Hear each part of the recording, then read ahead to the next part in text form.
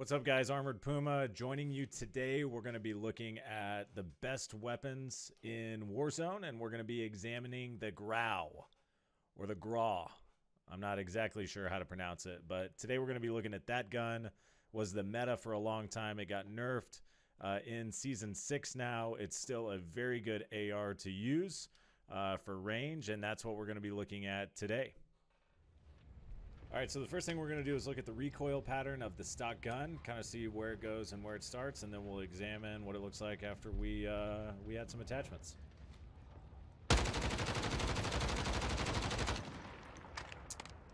Quite a bit. You can see we actually got off of the target, but we went sort of up to the left a little bit and then back to the right. Let me start a little bit lower here.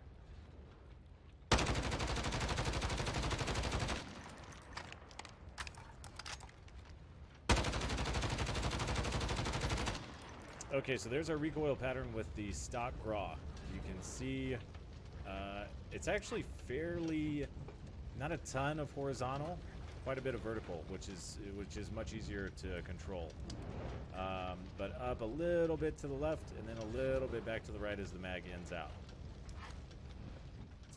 Alright, so now we're going to look at the Grau with some attachments.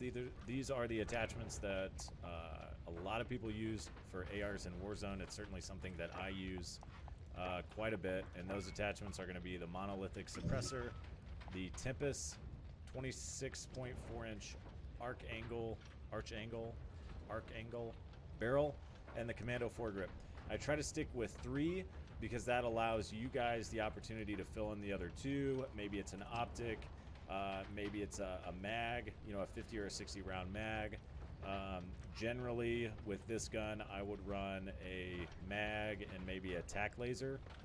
One of the reasons I like the Grau so much with this setup, and a lot of people like this gun, is this barrel gives you these iron sights. Some of the best iron sights probably in the game. It's probably not even close. There's a wide range of view, super easy to see someone standing right there. So when you have this barrel, and this is one of the reasons you definitely don't want to not use this long-range barrel for this gun, besides the stats, you lose these really, really clean iron sights. So let's see what the recoil looks like now with these attachments.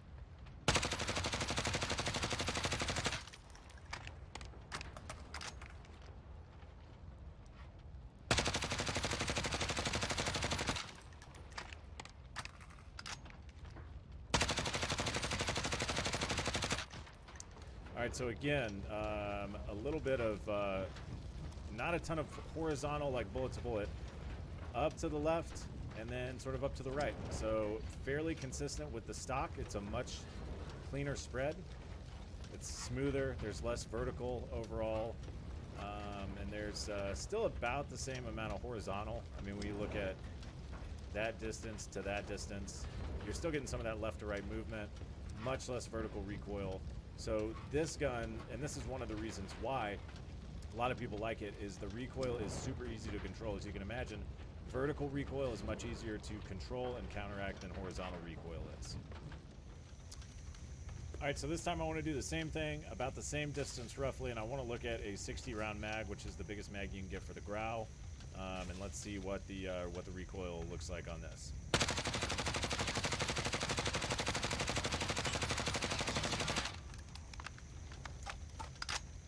So the nice thing about that is right about there is going to be your first 30 rounds, right? So the last 30 that you get with the bonus, with the 60 round mag, is going to follow exactly the way the mag is ending out. So what that means is that if you're shooting at someone, if you're emptying a full mag, once you get through this initial sort of up and to the left a little bit, counteracting the recoil for the rest of the mag is going to be exactly the same. It's going to be very, very consistent, and which makes it a little bit easier to do.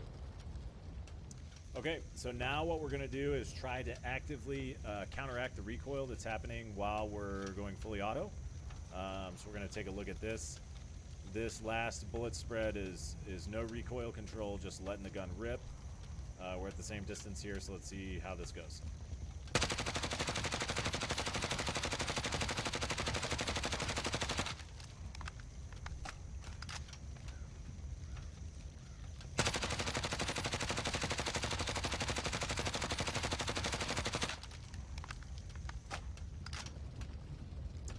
right, so not bad. You can see that. So basically, what you're doing here is you're going down, pulling down and to the right just a little bit. Right, this is going up and to the left, down and to the right a little bit, and then about 15 bullets in, you keep that down motion going, and you're going back to the left for the rest of the mag. The only hard thing about this is you actually run out of space on your. You know, you can move with your hand until you get to about 30 rounds, and then you actually have to move your elbow if you're on mouse and keyboard to do this. On controller, you obviously don't have to do that. So, not bad. Okay, now that's from, you know, about 10 or 15 yards. Let's look at maybe a more realistic distance for Warzone. All right, so here we go. If you're familiar with this multiplayer map, then you know exactly where I am. But this is going to be simulated shots into an enemy from, I don't know what this is, 80 yards? 75 or 80 yards probably. Maybe close to 100, but I'd say it's probably 75 or 80 yards or meters. So we're going to be standing up for this. We're not going to be crouching. We're not going to be prone, and we're not going to mount, because that's going to give us, obviously that's going to give us some benefit. So this is just going to be standing up, and we're going to see what type of spread we can get, trying to counteract and really trying to use the benefits of the Grau on this one.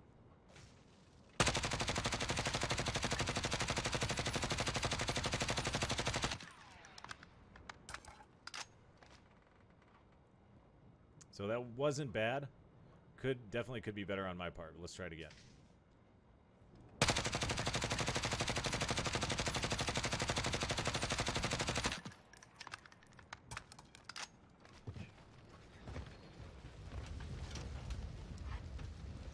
Okay, so there's 2 mags right there, 120 bullets.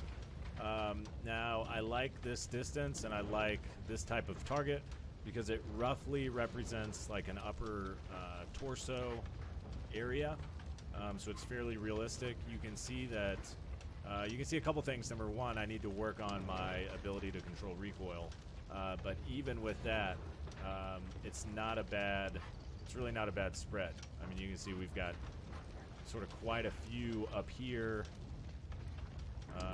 you know, and kind of, we got, obviously some of them got away from us on the edges here, but it's not bad overall. This is one of the reasons people like this gun so much. Okay, so for this last example, this is something that I don't normally do in these videos, but I want to go ahead and experiment with mounting, give you guys an opportunity to see that when you have a gun that has already pretty manageable recoil and you mount it, to see how deadly that can be a lot of times. So let's look at this. This is a much farther distance. In fact, this is a distance that a lot of you are going to be more comfortable using, like a DMR, maybe a sniper. You know, a lot of you Car 98 guys will even, you know, use that car from 20 or 30 yards. But let's look at what we can do once we're mounted here.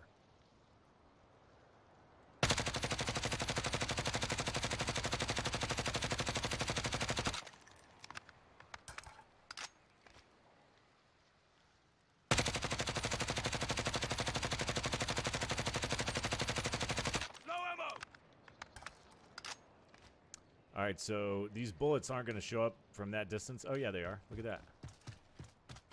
Let's go see what this is like.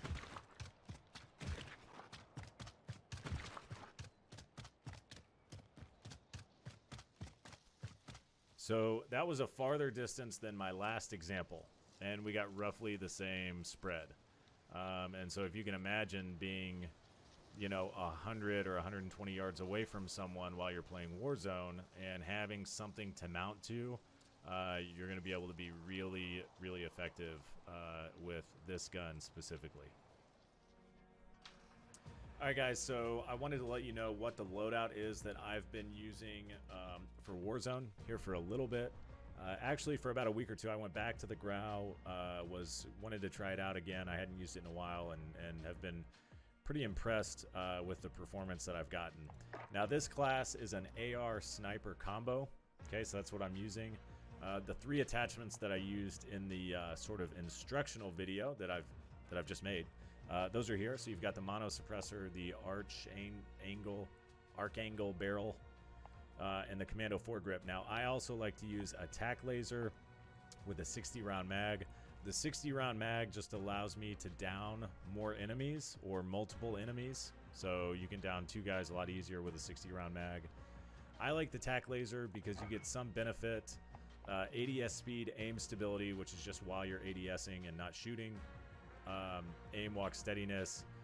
I like it. I've seen from some of these videos I've done in the past that aim stability can actually help recoil control, even though it's not actually specifically stated.